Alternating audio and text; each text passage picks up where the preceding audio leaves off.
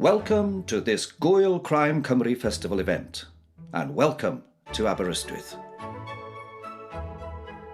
Croeso i'r digwyddiad Gŵyl Crime Cymru Festival hwn, a chroeso I Aberystwyth.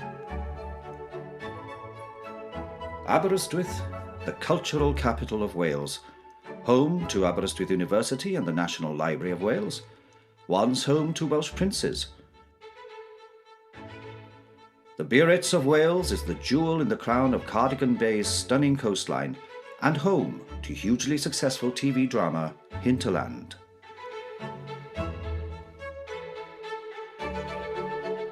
And now, the streets that have become familiar to fictional D.I. Mathias's many fans are getting ready to welcome celebrities from the worlds of crime fiction and crime drama. Because Aberystwyth is home to Wales's first ever international crime fiction event, Gŵyl Crime Cymru Festival.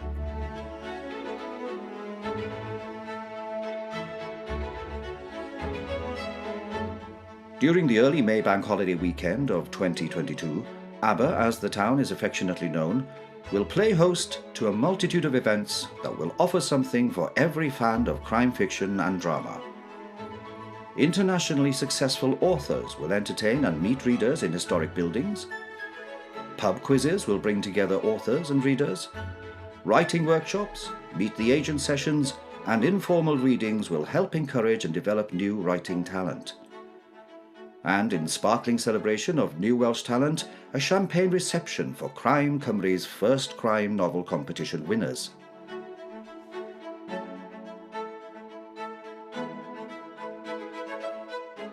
This will be an Aberbank holiday weekend like no other.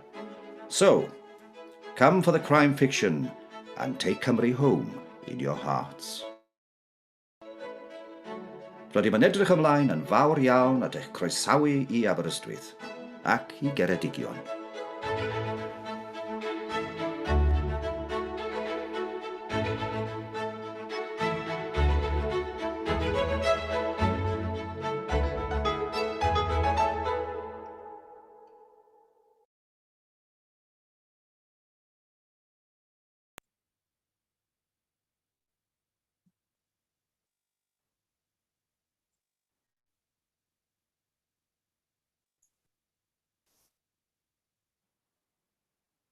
Good afternoon and welcome everybody on behalf of Crime Cymru and their partners in crime, Aberystwyth Town Council, to the 16th event of the Gŵyl Crime Cymru Festival 2021,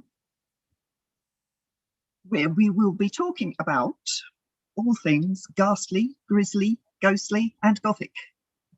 Our panel this afternoon is partnered with Great Oak Books in Llanidloes. So if you'd like to buy any of our books, and if not, why not? Please consider buying from them. You'll find a link to them on the programme page of the festival website. Right, I'm Thorne Moore. I have written two books, Shadows and Long Shadows, which are the Gothic ones in my collection. That's my credentials for talking about Gothic fiction today. But I'm joined by two brilliant exponents of the dark arts. Drumroll please for Rhiannon Ward, expert in religious history and spiritualism. As Sarah Ward, she's written the DC child's crime novels set in Derbyshire, but she's definitely gone Gothic as Rhiannon with her latest book, The Quickening, which was published last August. Hello, Rhiannon. Hi, Thorne, thank you. And another drumroll for E.S. Thomson, Elaine, joining us from Scotland, from Edinburgh. She's an expert in medical history and her Gem Flockhart series features apothecary Gem, who's also a poisons expert in deepest, darkest Dickensian London. And the series includes her latest, Nightshade, which was published 2 weeks ago, was it? Congratulations on that. Hello, Elaine. Hello, Thorne. Thank you for having me. Lovely to meet you. Thank you. Welcome all. Right, we're going to start off with a little session of just a minute. So I'm going to do my very best impression of the late Nicholas Parsons and say, welcome welcome to our audience from Britain and around the world, which I'm sure we have got out there. So I'm going to ask you if you could talk, Rhiannon, can you talk for 60 seconds without hesitation, deviation or repetition on The Quickening? So The Quickening is a Gothic thriller set partly in 1925, so post First World War, and also in the late Victorian period, 1895. And it involves a decaying country house where a seance is going to be recreated. It happened in 1895, and the house is now going to be sold because the family has lost all its heirs in the First World War. And my protagonist, Louisa Drew, is invited down to take the photographs of the house before it's sold. And while she's there, various strange things start happening, which culminates in the recreation of the seance. Is that 60 seconds? Oh, I'm sure it is. I'm sure it is. Ding. Yes, well done. Thank you. Elaine, you have 1 minute and a bonus point if you stop talking before the whistle goes. On your subject is Nightshade. Thank you. Nightshade is the 5th novel in the Jem Flockhart Medical Historical Crime series. In this particular Gothic adventure, cross-dressing apothecary Jem and her friend Will Quatermain, the architect, find a body buried beneath the deadly nightshade bush in the Physic Garden. Alongside the body are a collection of macabre objects, a shallow brass bowl, a curious coin-like token, and, even more weirdly, 40 tiny carved ivory skulls. The police refuse to investigate this body because it's been buried for too long, but for Jem, a corpse in her own Physic Garden can't go ignored.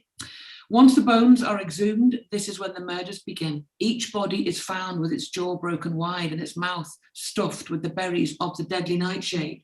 To find the truth and to understand what's going on, Jem must uncover secrets that involve her own family, threaten her sanity, and indeed her life. So it's set between India of the 1820s and London of the 1850s, and laced between those two time periods are the pages from a mysterious poison notebook. So Nightshade is a novel of plants, poison and power, and women behaving very, very badly indeed. Yes, indeed, indeed. Yes. Right, well. Before we move on, do you want to do a 60-second pitch of your book? Yeah, do it, Thorne. Okay, Yeah, okay. It's really hard for moderators to actually Yes, isn't it? Isn't tell you it? about their own book as well. My book, oh, I ought to wave it. Shadows. Shadows is Hold it up again, Thorne. Thank you. yes. Right, violent death leaves an imprint on the fabric of the place where it happened, and Kate can pick up on shadows, these dark shadows of nasty emotions. She doesn't like it. It makes her life a misery. So what does she do? Of course, she goes to live in the mansion of Llisagan, which is so old, it's just bound to be dripping with such shadows. She, as mysteries that the shadows relate to start coming to light, she struggles to deal with them, or deal with her response to them, but so much that she's not necessarily noticing that new shadows are being cast around her as she deals with the past instead. I don't explain where the old mysteries actually come from, but being a godlike creature, i.e. an author, I can do that in a partner book which goes with it, which is Long Shadows. So that's all the historical mysteries there. Right. I don't know how long that was, but I'm in charge of the bell, so that's all right. So both of you, welcome to Wales. Indeed, welcome to very sunny Aberystwyth, judging by the film, despite the fact that it's absolutely pouring down outside and with a howling gale. I'm very lucky I live in Wales. Better still, I live in the best part of Wales, which is North Pembrokeshire, Oh, I love that. What about you? Do you have any connections with Wales, either of you? Rhiannon, that's a good Welsh name.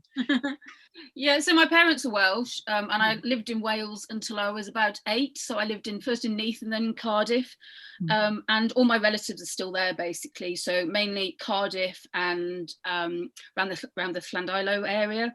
So I go when it's not in lockdown. I normally go about 3 or 4 times a year, but I haven't been since last September. I managed to get a week when in between lockdowns.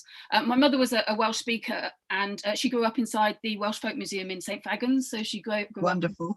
Yeah. So she grew up. Her father was a stonemason, the first ever stonemason they employed, and he used to go around Wales taking down, the old halls and the old pubs and stuff, and rebuilding them in the garden of the Welsh Folk Museum. Plenty of creepy old houses to inspire. Yes, yeah, exactly. Elaine, you're in the... No, actually, I don't have any connection with Wales. So I must admit that I've just, I married a man last year whose name is Mercer Jones. So maybe that gives me a Welsh connection by proxy, as it were. So he's evidently got Welsh lineage. But I've only been to Wales on holidays. So I've got a Celtic connection with Scotland and all that, but Scotland and Wales are the Celtic heartlands, exactly. Bordered by the Saxon fringe, aren't they? So yeah, and I come from Lancashire, which is just north. Yes, isn't it? Just north. So you could see the Welsh mountains from Ormskirk, where I'm from. So I could see Wales every day if the sky was clear, but. I don't have Rhiannon's family connections or anything of that kind. No. Well, while we're on the subject of Wales, I would just like to say Penderyn whiskey. I'm saying it because it seems to have cropped up in every other panel so far. So I'm going to drop its name now. Penderyn whiskey, if you like whiskey. I do actually. I didn't know it was a thing. I'm looking forward to trying that. Yes, you've got to. Apparently, it has a very good reputation. I prefer beer, so I like Reverend James instead. I don't drink, but I'm sure that someone told me tango comes from Wales. Is that true? I don't know actually. I imagine dandelion and burdock was my mother's drink in Cardiff when she was growing up. So yes. Right, so on to Gothic crime. Crime writing comes in all shapes and sizes. International thrillers, domestic noir, cozy crime, police procedurals, court dramas. What do you think makes it Gothic crime? Rhiannon. Well, I love Gothic crime when there's an old house. There's often, sort of big family houses that are decaying. So there's often in Gothic fiction a sort of sense of the world order that's skewed. So families at war and a decaying house. They can also be quite dark. Relatives are often predatory or unreliable. And there's also often a supernatural element, which might be realised or might not be realised. So it's often the reader's left in doubt whether it's just sort of evil because of what's happened, because of the characters, or whether there's an extra force at work. And that's why I love actually Gothic fiction, is the supernatural element. What about you, Elaine? Because yours isn't specifically supernatural, is it? It's, no. However, I think the things that I like about it, obviously there's always a strong death element to anything Gothic, isn't there? There's got to be dying and so on. So if there's death, then there can very well be a crime involved there. The death, the horror, I do like a bit of ooh and sort of shocking and to things as well. So that, but also for me, I think that's different to Rhiannon, but there's maybe a similarity there, is that idea of science and medicine, maybe what are the limits of those things? And so beyond that is the supernatural, I suppose. That's one possible answer. And I don't really go down that road, but I do look at the limits of science and what might be done with science that are maybe quite horrific or quite alarming or involving death. So I kind of go down that avenue of the Gothic crime, looking at those sort of darker elements. And so, I'm not writing Frankenstein or anything like that, but I think that's an example of this kind of Gothic genre, isn't it? And it's questioning the limits of science and what might lie beyond that, or what could be done with science and medicine that is in fact horrible, cruel, deadly, And of course, you know, a bit of fog, bit of maybe some dying flowers or something, you know, drapery, all that kind of stuff. Yours are set in Victorian London, and I presume that at some point in the 19th century the sun did shine in London, but somehow you don't think of it that way, do you? You just see gaslight through smog and drifting river mist and you do.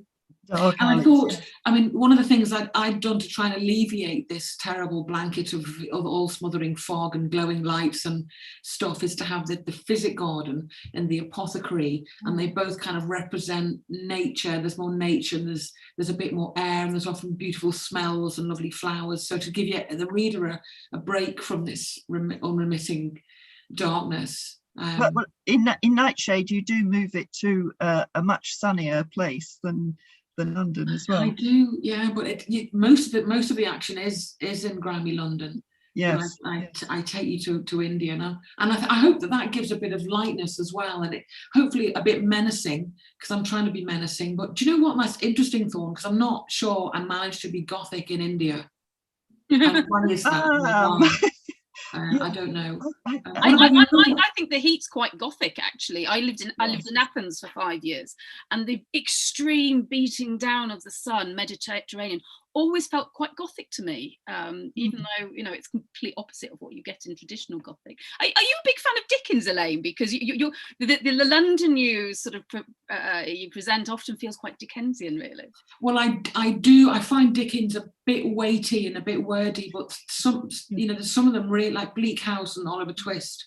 Those are the ones that really have stuck in my mind, I must say. But having read a lot of history of medicine, and my PhD's in the history of medicine, and so I think it just gives you a real sense of dark and terrible times. And when you read about the anatomy schools and grave robbing, and you know, I think it just, everything closes in and becomes dark. It's hard to imagine birds singing and sunshine and frisking lambs when people are digging up corpses and stuff. But I do like a bit of Dickens.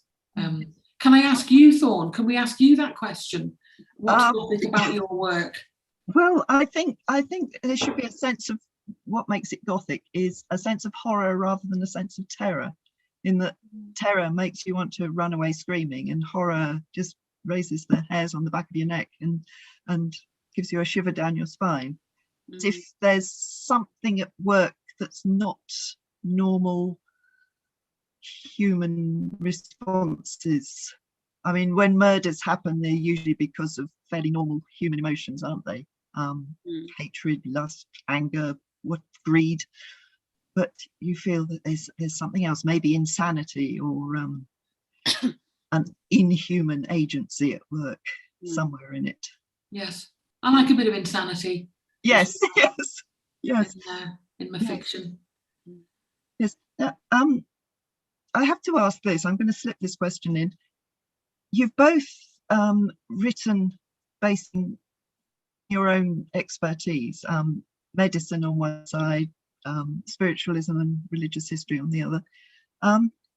Elaine, what poison would you use if you found someone really irritating and had to remove them? Oh, yes, that's quite a good question, isn't it? What would I use to remove them? Well, it would depend if I minded whether I was discovered or not. It would depend on that person's habits, because if I wanted to go undetected, I'd maybe have to take a look at what kind of things that they did and how could I conceal the flavour or the substance. Somebody asked me not too long ago, he wanted a plot to get rid of Churchill. What would he do to get rid of Churchill? And I suggested slicing up the bulb of a daffodil and slipping it into the salad. So I might do that to somebody. Or because it was Churchill. Very Welsh. Yeah, well, yeah, there you go, Welsh crime.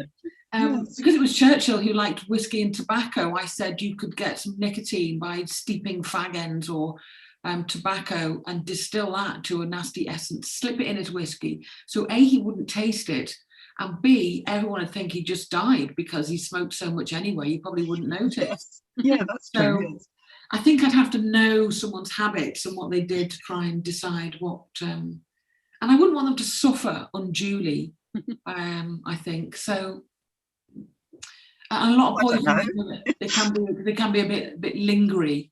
Yes. So Yes. yeah, I might just go for the daffodils as soon as we're, at the Welsh Crime Festival. Not a mouthful of nightshade berries. No, I think not on this. Maybe I'm just sick of doing that because I did a number of times in this book. I'd go for a different plant on this occasion. Yes. Or maybe make someone drink daffodil water. I've got a bit of a thing about daffodils because they're very beautiful. Yes. They're also really poisonous. supposed to have a medical use at the moment, aren't they? But there was some talk of growing them for medicine. Yeah. Presumably. I wonder what that was. I don't know. A lot of poisons are also medicines, aren't they? So, yeah. Yes. Rhiannon, have you ever had a séance, held a séance? No, I've been to spiritualist services, which is different. So where they have a medium at the front of, it's like a church service really, but it's a medium who selects individuals in the audience and gives them readings. So I've done that a few times, but an actual séance where you all sit around a table, no, I haven't. I'm quite sort of, even though I love writing about them and I love the idea of, can the dead break through? Are mediums, well-meaning but wrong, or are they completely fake, or are they completely genuine? I love all that, but I am quite, conservative in terms of going to a séance. Unless I knew the medium and I knew they were at least genuine, I probably wouldn't. I've seen quite a few fake mediums going to various spiritualist services, or certainly ones that are using tried and tested techniques in terms of eliciting information in terms of their reading. I've also seen ones who are genuinely giving me information that I don't think they would know any other way. So no, I haven't been to a séance, but I've been to lots of spiritualist services. Do you think you could spot fraudulent medium activity, Rhiannon? Would you know it? Yeah. I mean, there's lots of generalizations, and also people who they don't select somebody. They just say, is there anyone here who there's a woman and I can see she's got a bad heart, and then a few people will put their hand up. Yeah. That's raising red flags for me. It's when people select you individually and say, I've got a reading for you, and then they often give information which genuinely I don't know how they're able to do it. So that feels more authentic to me than sort of broad generalizations. I've got somebody here who there's a dog. We've all had dogs, haven't we, in the past? So I am quite. I think writers have to be fairly critical, don't they? They can't. They have to be able to write well about things. You have to sort of keep the sense of critical appreciation. Yes. I'm interested in the mediums that you've met that you think are genuine. I just wonder how they cope with it, with being a genuine medium. Because one of the themes in my book was that Kate has this gift that she really doesn't want, and it just makes her life a misery, and she just feels isolated from people, because that's how I would imagine I would feel if I felt things that other people couldn't. Do they just take it on the chin? Well, yeah. I mean, I don't know. I don't want to talk too much about him because he's not here, but my husband's a spiritualist. Yes. And we do get a lot of activity in the house. Lights go, and, everything has a rational explanation if you don't believe in it. So, we can be talking about something and all the lights will go out. And I live in the countryside, so maybe it's just a power cut, but we have a lot of things turning on, smoke alarms that no batteries in going off and so on. So I think people who feel that, it's usually directed at somebody else other than themselves. So it's not like they see their own dead relatives or get messages from them. It's usually on behalf of other things. It's really hard, which is why when you go to spiritualist services, you see a lot of mediums in the audience, because they can't get a message themselves. They have to do it via somebody else. So so I think you live with it, but it's not spooky, an ordinary spiritualist service. It's like going to a sort of church service, lots of people sitting on chairs in a hall. It's not, it's not weird. I don't find seances might be weird. I don't know. I haven't been. Have you been to one, Elaine? And anything? No, I haven't been to a seance, but I would like to go. But I did go visit a medium, because we have the Arthur Conan Doyle Research Centre in Edinburgh, because he was quite keen on mediums and spiritualism.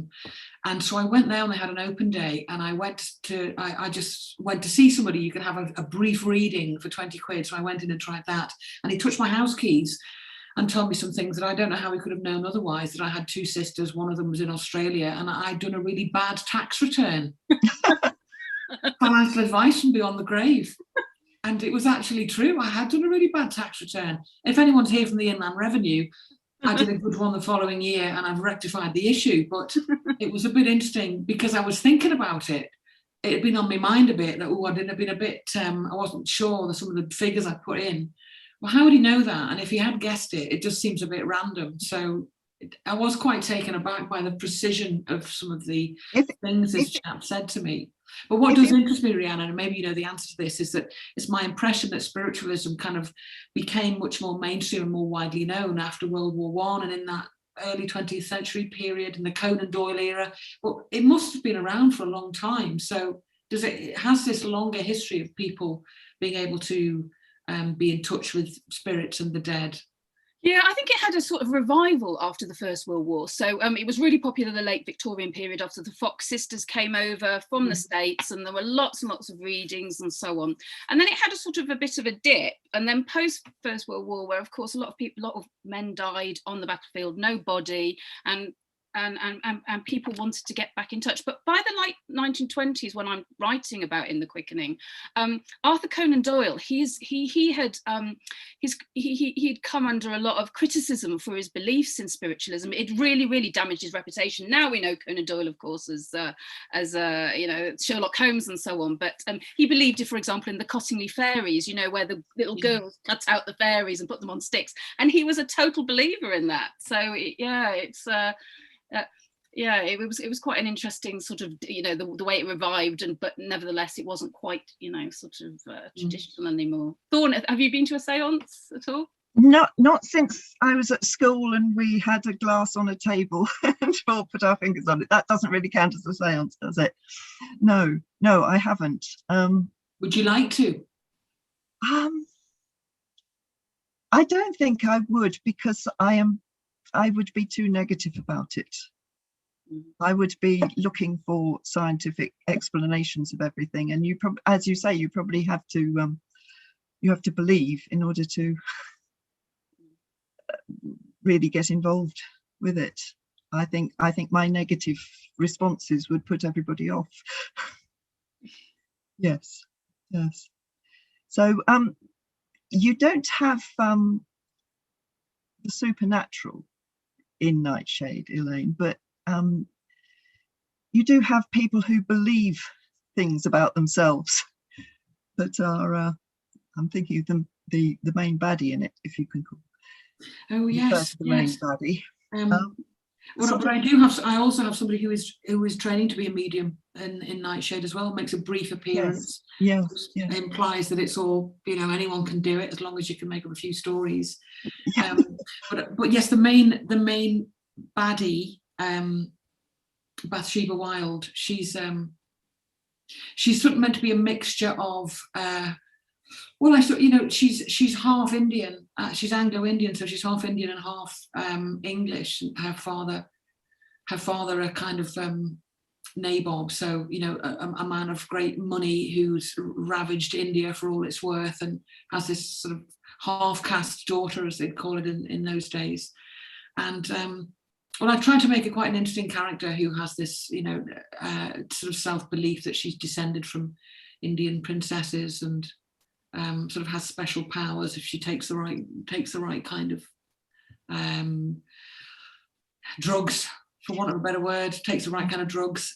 So it's nothing sort of spiritual, but it is about losing your mind, isn't it? And searching for that higher plane, which is what she tries to do. And that's sort of part of the narrative that's running through the novel, is that search for an escape. I think trying drugs, actually, different types of drugs, was quite common in the Victorian period. I mean, they would have these parties when people all gathered together to try chloroform and laughing gas and other such things. So, can we pass out? We wake up again? Can we all make our voices go weird? Can we all do lots of laughing?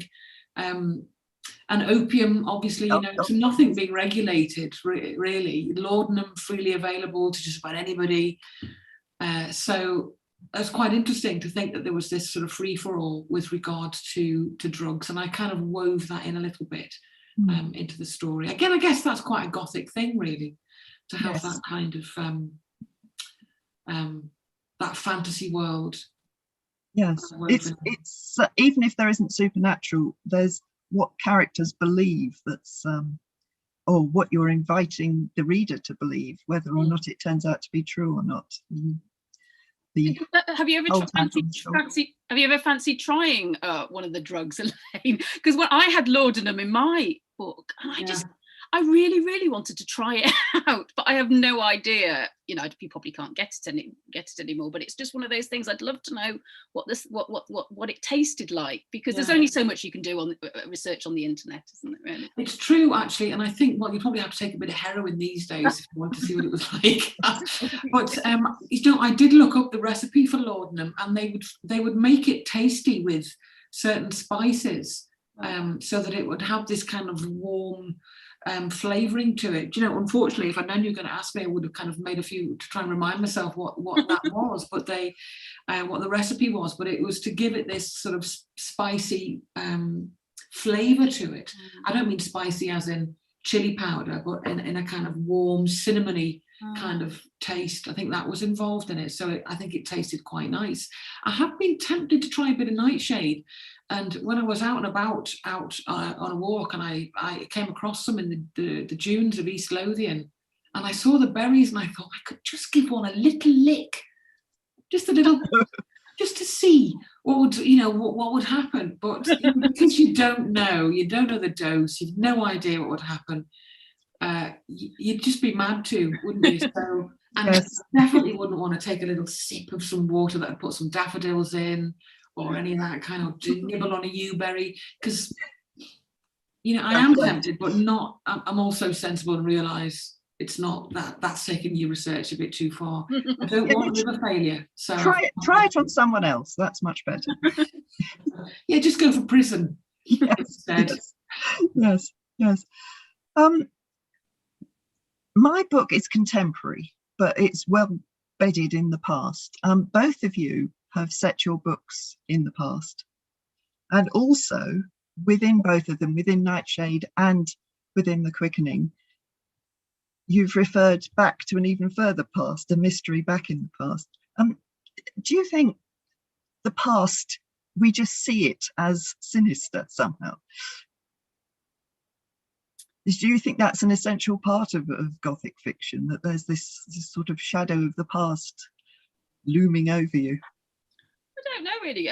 There's some great contemporary writers writing Gothic fiction. So here in Derbyshire, Sophie Draper, her books have sort of a Gothic feel, and yours, Thorne, had a sort of, it's contemporary, isn't it? I mean, I know there's bits of the past and so on, but I think, if you take all the Gothic elements, it doesn't have to be set in the past. One book I always think is very Gothic is Jane Harper's The Lost Man. It's set in the Australian outback, but it has all the Gothic elements, this house and the family, and the bodies, somebody's body is found in the shadow of the grave, the only bit of the grave that casts a shadow in the outback. So I think some great contemporary writers are writing Gothic fiction. I think most of us who write about the past are just because we're fascinated with history. I don't know if that's true of you, Elaine, as well. I think I am fascinated by history, and with a PhD in history, and I don't know why I'm absolutely fascinated by the Victorian period and intrigued by it.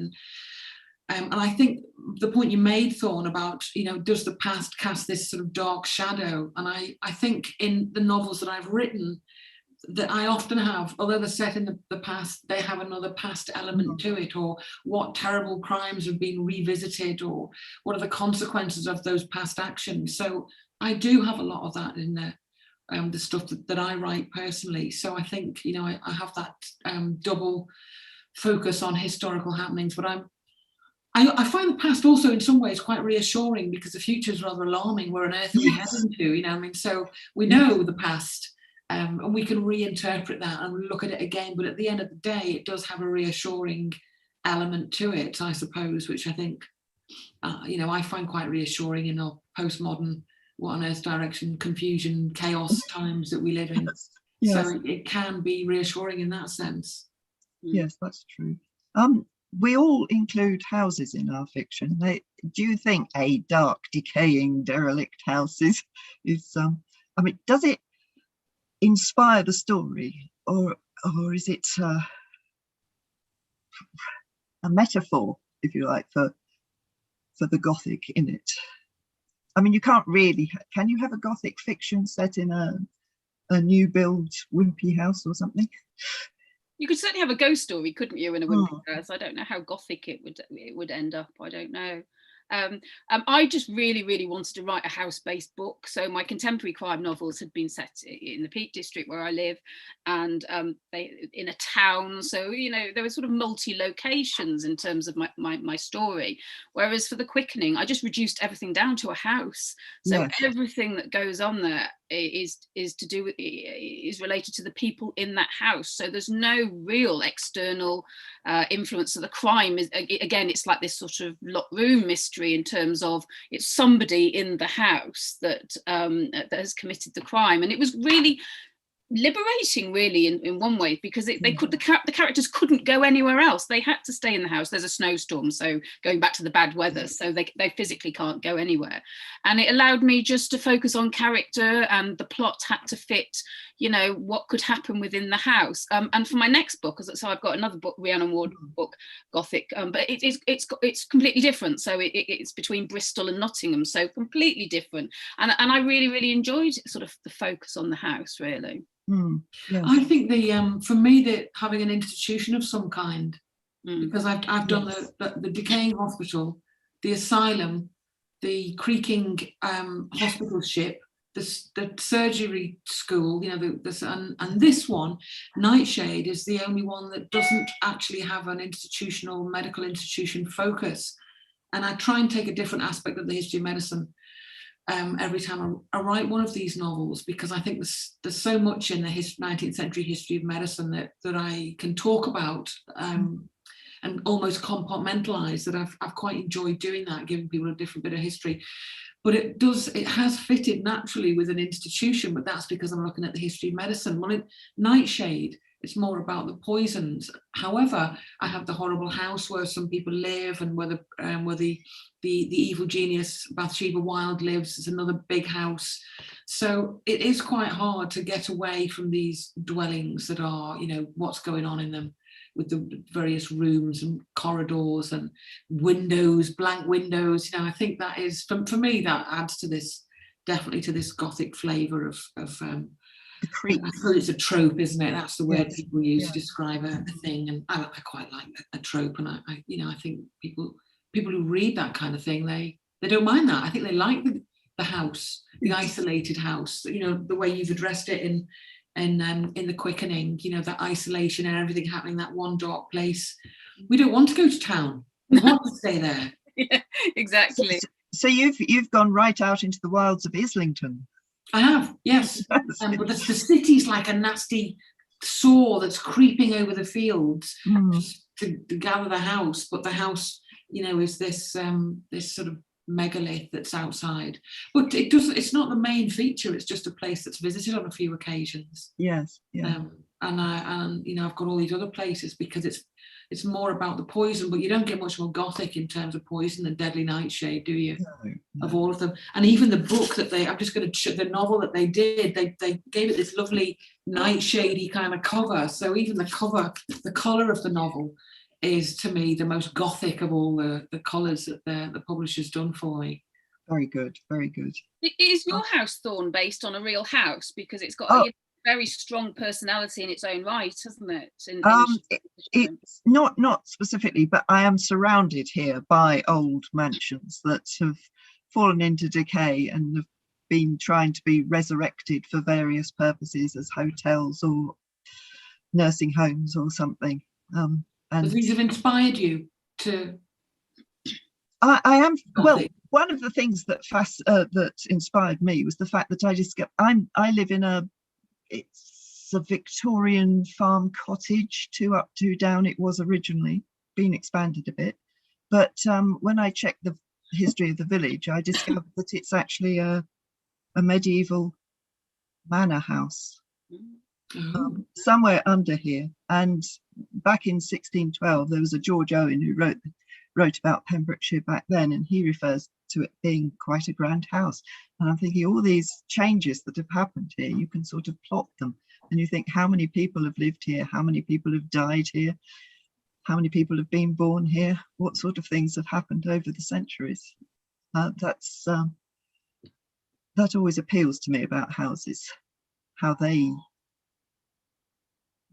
gain a little something from everybody that's lived there, not necessarily good stuff. Yes. Yeah, and that's it, isn't it? It's the not necessarily good stuff that's the bit that we want to know about, because, you know, and I'm sure births and marriages are lovely, but it's the deaths that are more intriguing, aren't they? It's how did you meet your end? What happened there? Yes, yes. And how many people in the past met their end not in the ways people thought? I mean, it would have been very easy in the past for people to have been murdered for a pillow over the face or something, and put a rich uncle out of his misery so that you can have the fortune, and people wouldn't have known necessarily that it was murder. Yeah. Well, arsenic, I've got arsenic in one of mine. When you die of arsenic, it looked like you had cholera. So it was very easy to dispatch people until the test came in to reveal that it was arsenic. And it was called inheritance powder. Yes. Inheritance powder, because it was used so often to dispatch people. Oh, he's died of cholera. What a shame. Now, you know, now I've just got this house and all this money. So, yeah. Yes. Well, we don't necessarily have to have houses in the books, but we do all have women. And the original Gothic fiction of the 18th century did feature women with insatiable curiosity, who then did an awful lot of swooning and screaming and being very girly. And I don't think we do that anymore, do we? We do write much stronger women who want to take control of the situation. And I think there's a sort of slight noir element in it, in that they're not just fighting against the protagonist, no, the antagonist. They're fighting against social requirements on them as well. I mean, especially Jem Flockhart is not only operating in a man's world, but she's operating as a man. Yes. Is she sort of the eternal outsider? Is that part of it? I think so, but you know, I wanted to have a female protagonist, but I also wanted to explore the history of medicine, and it was going to be very difficult for me to do that in the 1850s if I didn't disguise my main character. She just wouldn't have been able to convincingly have conversations that I think a modern audience and modern women would have been able to identify with. And so that is one of the reasons why I disguised her. It also gave me the opportunity for her to reflect on what opportunities women had in that period, what opportunities men had. So, you know, now she can't have a family and so on. So sometimes she looks at that and can regret not being able to have a family, and other times think, well, I can go into any room and say what I like, and you know, whenever tells me to shut up and go away, or puts me in an asylum for having an opinion. And I allow her to reflect on those particular things. But in terms of having lots of women, do you know, when I wrote the synopsis for Nightshade and sent it to my agent, she said, you know, maybe you need a few more women in this, Elaine. And I thought, well, all right, then I'll make them all women. And so I got rid of all the men, apart from one who I had to kind of have him in, and I made everyone else a woman. And so it is quite an extreme female, this particular novel. That's why it's got women behaving badly. In previous novels, it's been doctors doing awful things. And inevitably that's been men. So this novel has a very female focus, but Jem is always quite opinionated, and I suppose is very modern in that respect. But, you know, I think that's the same for Rhiannon's protagonist. She's very modern and pushing against the boundaries. Yeah, she's in a career that you would not have thought of for women. Having a career, even as a married woman, was not the norm at all, was it? Let alone when you're 7 months pregnant. I mean, there's a tension in Gothic fiction because women are often in peril, women as victims, and so on, and then the men are either usually predators or they're the saviour of the women, and it just doesn't work really for a modern female readership or modern readership, full stop. I really wanted Louisa, my protagonist, to be the architect of her own redemption, really. So she was put in an intolerable situation. She's in this house. She feels everyone's unfriendly towards her, and she's pregnant. So she's 8 months pregnant. So she's vulnerable, but she's the one that eventually works out the mystery of the house and so on. And I think it felt really, really important that she was the one who did that. And the 1920s was a really good place, a good time to write about, because women were sort of after the First World War, they were taking on roles like she's a photographer, and there were professional photographers. One of the early ones was Christina Broome, and when you look at her photograph, she was taking photographs of ordinary London, really. So it felt like, you know, sort of a period of change, the 1920s, a bit like it is, you know, the 2020s, following my books were written following the Spanish flu pandemic, and of course we're sort of coming to post-pandemic now, and hopefully, and I do think the 2020s could be a sort of similar to the 1920s, where there's a huge revolution in the way we do things, and hopefully especially for women, really. Yes, let's hope the 2030s aren't the same as the 1930s. So, do you think Gothic fiction, as opposed to normal crime fiction, gives you license to be larger than life, have characters larger than life, events larger than life? I think there is an emotional exaggeration to the Gothic. You know, it can be, I think, melodrama, for me anyway, is kind of is quite important.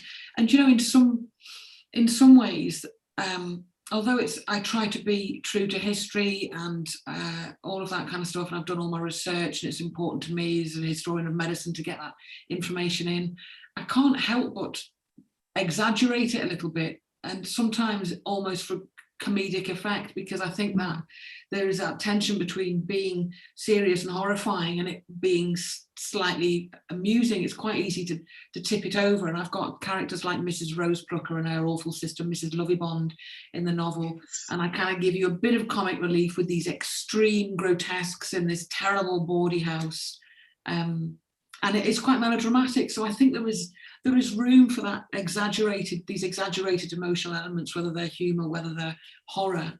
And I think they're quite liberating to be able to do that, as a writer. Yes. Yeah, and I think readers expect it, don't they, as well? I mean, no one's reading Gothic fiction for realism, are they? They want, you know, the grotesque. And I mean, the great thing for Gothic fiction for me was I could introduce the supernatural, because I'd been dying to put it in my contemporary crime novels, because lots and lots of things that happen to you in the modern world, there's sometimes that's something that you can't quite explain, that sort of slightly odd thing. And I'd sort of put a little reference in, you know, like the temperature dropping or something, and it was always taken out in the editorial process because it was a contemporary crime novel. And you could, if you're writing a Gothic novel, you can put it in, because they can't say, well, you can't really put a supernatural element in a Gothic novel, because of course you can. So it does give you freedom to not have to rationally explain everything in a way that for contemporary crime, you really do need explanations for everything. That's what the reader wants. If you don't explain something, they're not very happy, readers, and rightly so, really, because I'm a reader and I like things explained at the end, really, in my crime novel. Yes, absolutely. I think we're getting close to the end now, so I would like to bring in Amy Williams. She's there from Crime Cymru, who has been fielding any questions. Do we have any questions, Amy? We do. We have lots of great questions. So I think I should probably get into them quite quickly.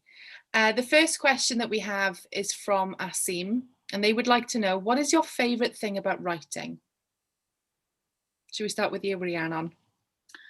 So I love editing, which sounds really strange, but I hate putting my first draft down on the paper. So it takes me ages to write my first draft, and it's a real sort of laborious, but the best thing I like about writing, so the act of writing, is the editing, because immediately my second draft is looking so much more publishable and better than my first. And so I love the whole sitting, getting up at 6, 7 in the morning, getting my coffee and turning on the computer and editing. I mean, that's it's between you and your laptop, and creating this world, I think, is what makes, for me, being a writer special. Lovely. And Elaine? Well, I must admit, looking at the final published book, that's the bit I like best, because it's actually, it's quite a struggle. I've got 2 sons that I bring up by myself, and I've got a full-time job, so finding the time to actually do it is so hard that every time I do it, it's a big struggle. I have to get up really early. I go on these writing retreats that involve a 5 o'clock start, and I have to write 10,000 words a day, otherwise I'm a failure. And it's actually really high pressure to produce anything at all. So having a draft is such a relief. I would like to write in a different way that wasn't so restricted in time. And so actually having the draft and then getting it into a book, I just feel a sense of relief that I've managed to do it again this time. So I think that's my favourite bit. It would be nice if it was something else. I do love editing though. Rhiannon's right. There's something lovely about, you've done a draft and now you're making it better rather than actually having to think of it first time. That's the best bit of the actual work.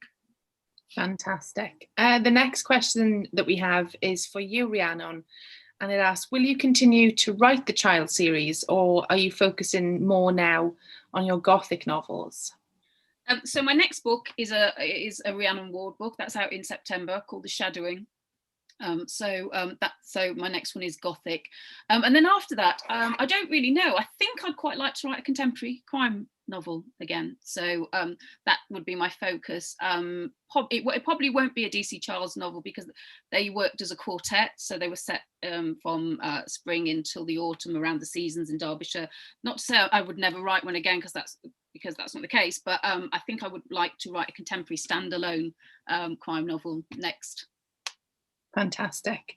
This question was asked a couple of times by Bev and by Caroline, and it asks, have you been influenced by any particular Gothic writers, and do you have a favourite Gothic writer from the past? Should we start with you, Elaine? Well, we've already mentioned Dickens. I do quite like a bit of Dickens. Would you describe him as Gothic? I mean, I think he is, isn't he? Though whether he would have said that about himself, I'm not sure, because he was always trying to be realistic, wasn't he, with his portrayals of. So yeah, definitely, I definitely like him. But also, you know, I do love Frankenstein. That's a great novel. And when I was younger, when I was in my teens and early 20s, I read Dickens and Wilkie Collins and, you know, Mary Shelley, all of that stuff. I read it all the time, and Sherlock Holmes. So, you know, I think just all of that Victorian stuff, it all has a Gothic vibe to it, I think. And maybe that's just been given to it by the passing of time, and because we've now attached meaning to these, you know, things like the gaslights and the fog and the dirt. But I think I kind of grew up with all that stuff, so those are the kind of things that I read and have influenced me, definitely. Fantastic. And Rhiannon? Yeah, so I live in Derbyshire, and there's a big Gothic tradition here, so Victorian Gothic tradition. So Sheridan Le Fanu's Uncle Silas is set in Derbyshire in sort of a dark, bleak house. So that really influenced me. Bram Stoker's Lair of the White Worm is set on the Derbyshire borders, Derbyshire, Cheshire borders. And again, this sort of really grotesque, there's a giant worm that lives in the caves and is preying on the villagers. But I just love that real grotesque. And in fact, Conan Doyle wrote some short stories. He trained as a doctor in Sheffield, and so he lived near the Peak District as well. So he's got The Terror of the Blue John Gap, which is again, you know, this sort of very grotesque type thing set in the countryside. So the sort of Derbyshire writers actually really influenced me. What about you, Thorne? What Gothic writers do you like? Well, I would have to say that my favourite Gothic book, and this is probably cheating, is Northanger Abbey by Jane Austen, where she really pokes gentle fun at all the Gothic writers that preceded her. But things like The Hound of the Baskervilles, I mean, that is as Gothic as it comes, isn't it? The Spectral Dog, yeah. Yes. Yes. Yes. Brilliant. The next question that we have is from Gail, and she would like to know, do you believe in spiritualism and the afterlife? We've had a little bit of a discussion about that already, but I think Gail is keen to know whether or not you know that's something that you both believe in. Elaine? Well, I'd like to. Yes, I'd like to. When I went to see the medium, I wanted not to be hoodwinked and hoaxed. I wanted to be told something that I would think, how on earth did he know that? He couldn't possibly have known that. It must be true. And that's my current position. So I would like it to be true. And at the moment, I don't know how he knew those things, for example. So I'm happy to be in that position of it seems to be truthful. I've actually seen two people who have these medium skills, and they've both told me things that there is no way they could have known. So I'm going to have to go with it. Fantastic. Yeah. Rhiannon? So I don't know. I'm definitely on the fence. I'm a churchgoer, so I sort of do believe in life after death and so on. But in terms of spiritualism, I mean, the really good spiritualists give you evidence. So they give you dates and they've given me dates that are very, very specific. They're not random dates. So I'm happy to be on the fence in terms of whether or not it's genuine or not. Brilliant. And do either of you have a spirit writer? So a bit like a spirit animal, a kind of you feel guides you when you're writing. And that question's from Nellie. No. No. I'm sorry to say. No. A cat.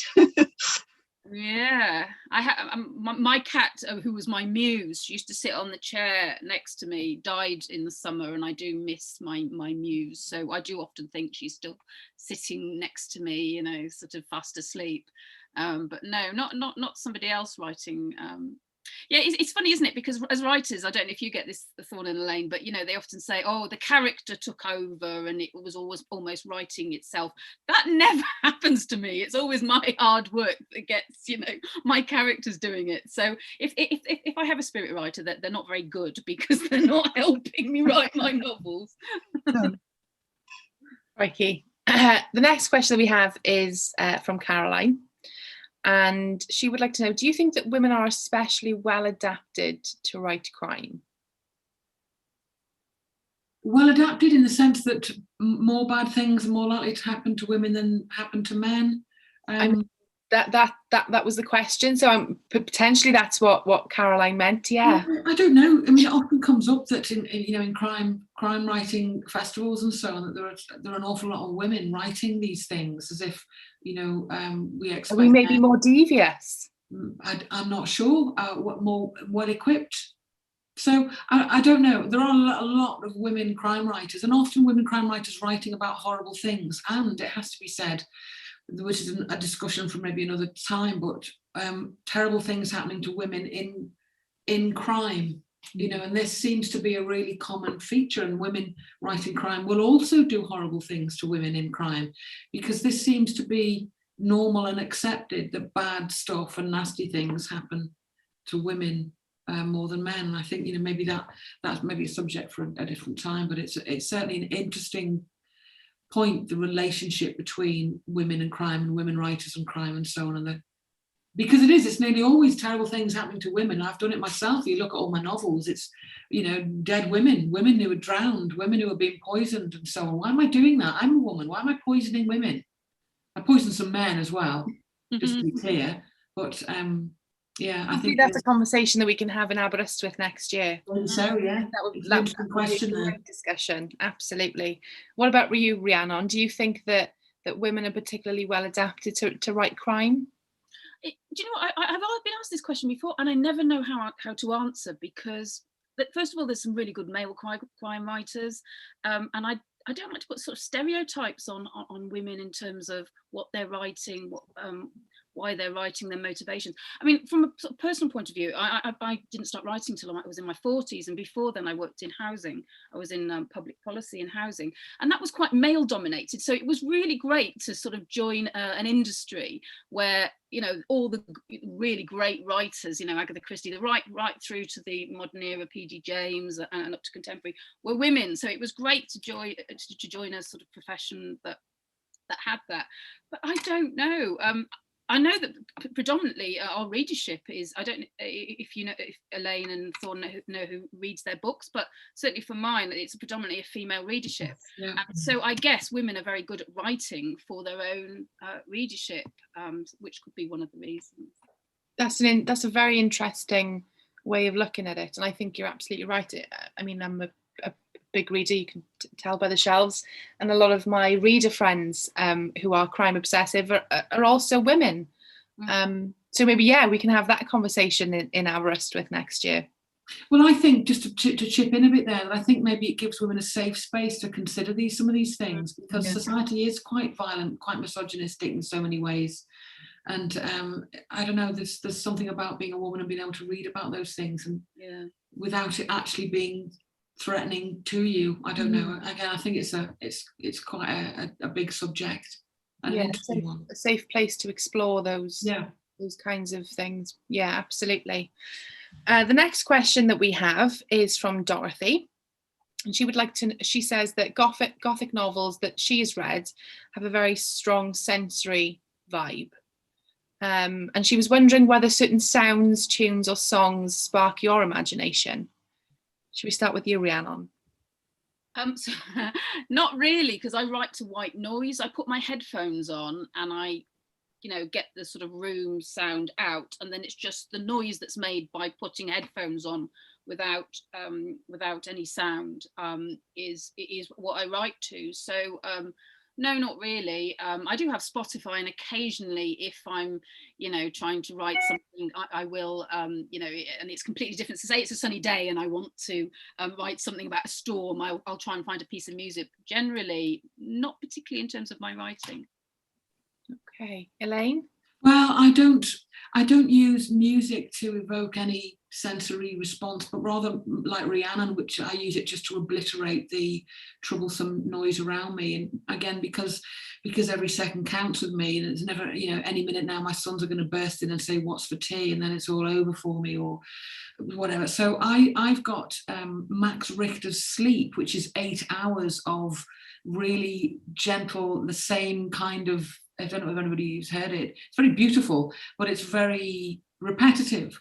And so when I put it on my headphones, I just hear these same cello notes over and over again, and it blocks out a sound and it helps me concentrate. But it's kind of the musical equivalent of white noise. I hope that's not an insult to Max Richter, because it is very beautiful. But it just means that you can get into your own head, and that's where I have to be. In order to do anything here. I can't hear the traffic or someone at the door or my email, and I can't hear my phone. It's got I have to get away from the world. And so by putting him on, and it's familiar as well, it's a familiar sound. That's probably the same for Rhiannon with the white noise. You start to associate that sound with your work and your creative brain space. What about you, Thorne? Are you a music user? Oh, no, I'm not a music person anyway, at the best of times. No, I like silence. I switch everything off when I write. But no, fantastic. I'm hopeless with music. Everybody's shocked that I don't listen to music. And that's all the questions that we have time for. So thank you both very much for answering our audience questions, and thank you to the audience as well for sending them in. I will leave you now and in Thorne's capable hands. Thank you. Thank you, Amy. Right, well, the sands of time have slipped through our hourglass, and we've run out of time for this, unfortunately, so we will have to say goodbye. Please remember, everybody, if you wish to buy any of our books, do consider buying them from Great Oak Books in Llanidloes. As I said, the link is in the festival website. So hopefully we will meet you all in the cold, clammy flesh next year in Aberystwyth, the Biarritz of Wales. Yes. And so it's goodbye from me, and it's goodbye from Rhiannon Ward, and it's goodbye from Elaine Thomson. Bye-bye. Bye. Thank Bye. you.